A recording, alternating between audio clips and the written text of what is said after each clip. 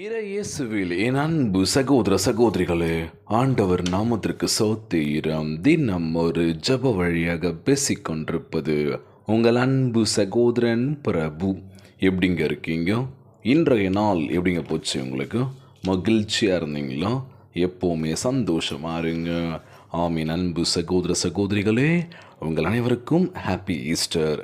இயேசு கிறிஸ்து உயிர்ப்பு பெருவிழா வாழ்த்துக்கள் சொல்கிறது ரொம்ப மகிழ்ச்சியாக இருக்குங்க. நம்ம வாழ்க்கையில் ஆண்டவராக இயேசு கிறிஸ்து மீண்டும் உயிரோடு எழுப்பப்பட்டிருக்கின்றார். நம்ம வாழ்க்கையில் அதே மாதிரி தான். நம்ம இழந்து போன ஒரு சில விஷயங்கள், நம்ம தவறு விட்ட ஒரு சில விஷயங்கள், நிச்சயமாகவே அதை ஆண்டவராக இயேசு கிறிஸ்து உயர்த்த போக்கின்றார். உங்களுக்கு இரட்டிப்பாய் கொடுக்க போக்கின்றார். முழு உலகத்தின் பாவங்களையும் சுமந்து இயேசு சிலுவையில் அறையப்பட்டதைப் போல இந்த உலகத்தின் காரியங்களை, மாமிச இச்சைகளை, எல்லா தீமைகளையும் சிலுவையில் அறைய வேண்டும். அதற்கு பிறகு கிறிஸ்துவே உங்களுக்குள் ஜீவிக்க அனுமதிக்க வேண்டும். கிறிஸ்துவின் சிந்தனை கொண்டு, கிறிஸ்துவின் சித்தத்தை கொண்டு உங்கள் வாழ்க்கையில் எல்லாமே நிறைவேற்றப் போகின்றார். உங்களுக்கு உங்கள் வாழ்க்கையில் ஏகப்பட்ட தடைகள் இருந்திருக்கலாம். இருள் சூழப்பட்ட ஒரு வாழ்க்கை வாழ்ந்துட்டுருக்கலாம். இன்றைய நாள் ஆண்டவருடைய ஒளி உங்கள் மேல் பிரகாசிக்கப் போகின்றது. வெளிச்சம் உங்கள் வாயிலாக பிரகாசிக்கும்படி உலகத்தில் உங்கள் வாழ்க்கை இயேசுவை பிரதிபலிப்பதாக அமைய வேண்டும் என்று ஆண்டவர் விரும்புகின்றார். இன்றைய நாள் ஈஸ்டர்னு சொல்லியாச்சு. இந்த 40 நாள் நம்ம பரிசுத்தமாக இருந்திருப்போம். அம்மாவா இல்லையா, ஃபாஸ்டிங் இருந்திருப்போம், ஒரு சில விஷயங்கள்லாம் பண்ணியிருப்போம். 40 நாள் முடிஞ்சிச்சுப்பா. நாளிலேருந்து பாருங்கள், ஏன் இனியிலேருந்தே பாருங்களேன், ஈஸ்டர் இந்த நாள் உங்கள் வாழ்க்கையில் என்னென்ன விஷயங்கள் பண்ணியிருப்பீங்களா? நான்வெஜ் சாப்பிடுவாங்க, நான்வெஜ் எடுத்திருப்பீங்க, எல்லாமே அச்சு நாக் அவுட் பண்ணியிருப்பீங்க. ஒரு சில பேர் என்ன பண்ணியிருப்பாங்க, குடிச்சிருக்க மாட்டாங்க, ட்ரிங்க்ஸ் பண்ணியிருக்க மாட்டாங்க, ட்ரிங்க்ஸ் எடுத்துகிட்டு இருப்பாங்க. ஒரு சில பேர் என்ன பண்ணியிருப்பாங்க, கோவப்பட்டிருக்க மாட்டாங்க, தப்பான வார்த்தைகள் பேசியிருக்க மாட்டாங்க, பேசியிருப்பாங்க, அவ்வளோதான். ஸோ முடிஞ்சிச்சு. 40 நாள் நான் கட்டுக்கோப்போடு இருந்தேன்பா. இதுக்கப்புறம் அப்பாடா என்னை கட்டி போட்டு வச்சுருந்த ஒரு சில விஷயத்துலேருந்து விடுதலை கிடச்சிச்சின்னு சொல்லி என்ன பண்ணுவாங்க, ஆஸ் யூஷுவல் அவங்க பண்ணுற விஷயத்தை பண்ண தான் ஆரம்பிப்பாங்க. அதெல்லாம் வாழ்க்கை.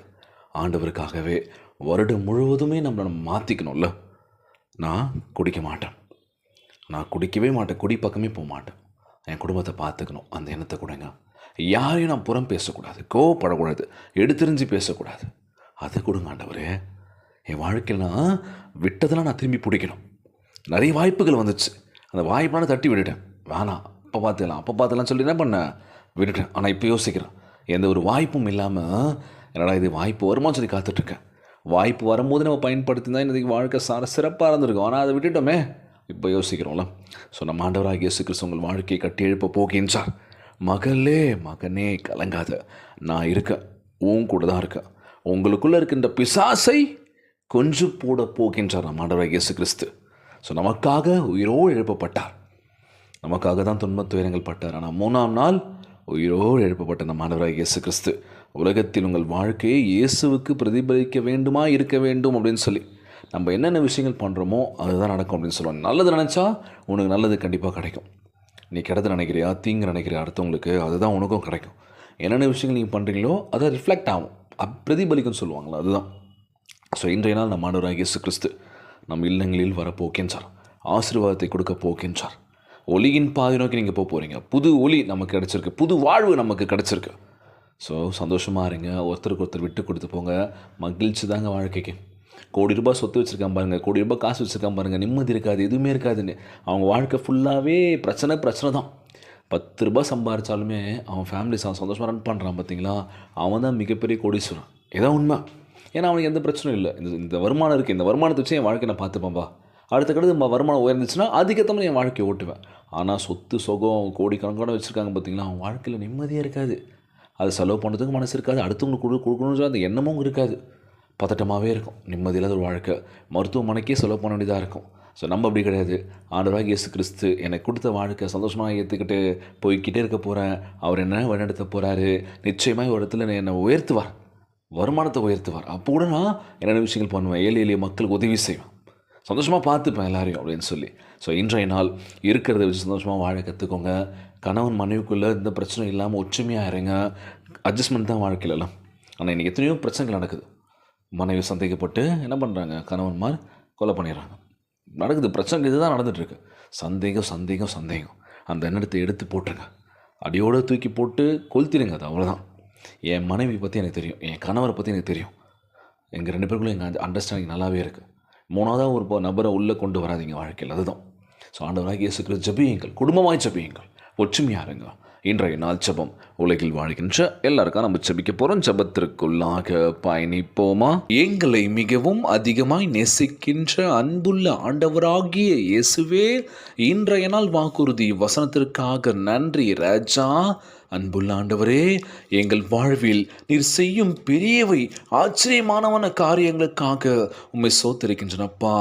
எண்ணற்ற அற்புதங்களையும் செய்யும் நீர் ஆச்சரியமான தேவனாய் இருக்கின்றீர். நீர் என் வாழ்வில் செய்த யாவற்றுக்கும் நினைவு கூறும் அர்த்தமாய் உம்மை பார்க்கின்றனப்பா. இதோ 2025 தொடக்கமும் முடியும் வரை எங்களோடு கூட இருந்ததுக்காக நன்றி அப்பா. எங்கள் காத்திருப்பு ஒருபோதும் வீண் போகாத ஆண்டவரே. கண்ணீரையும் சந்தோஷமாய் மாற்ற வல்லமை உமக்கு இருக்கப்பா. கிரியைகளால் நாங்கள் பிரியமாக இருக்கின்றபடினால் அனுதினமும் எங்கள் விசுவாசத்தை பலப்படுத்துங்க ராஜா. ஆண்டவரே, நாங்கள் உம்மை நன்மைகளாய் ஆராய்ந்து பார்த்து உம்மை துதிப்பதால் என் வாழ்வில் சிறந்த அதிசயங்களை செய்யும்படி செய்கிறேன்ப்பா. எங்கள் வாழ்க்கை எப்போதும் மகத்துவத்தை அறிவிப்பதாக இருக்க வேண்டும் என்று ஜெபிக்கிற ஆண்டவரே, இந்த ஜெபத்தை கேட்டுக்கொண்டிருக்கின்ற அன்பு சகோதர சகோதரிகள், என் அன்பான உறவுகள் எல்லோரையும் பார்த்துக்கோங்கப்பா. யாருக்கும் அந்த கஷ்டங்கள் துன்பங்களை கொடுத்துடாதீங்க ராஜா. நோய் நொடியினால் அவதிப்பட்டு கொண்டிருக்கின்ற ஒவ்வொரு சகோதர சகோதரிகளை உமது கரங்களால் தொட்டு நோயில் அகற்றி போடுவீராக. உம்மால் கூடாத காரியம் ஒன்றும் இல்லை ஆண்டவர். எல்லோரையும் பார்த்துக்கோங்கப்பா. உம்முடைய ஆசீர்வாதங்கள் எப்போது எங்கள் கூட இருப்பதற்காக நன்றி ஆண்டவரே. இன்றைய நாள் ஜெபம் இயேசுவின் விலையேற பெற்ற நாமத்தினாலே ஜெபிக்கின்றேன் நல்ல பிதாவே, ஆமேன். ஆமேன். இயேசுவுக்கே புகழ், இயேசுவுக்கே நன்றி. மரியே வாழ்க. God bless you all.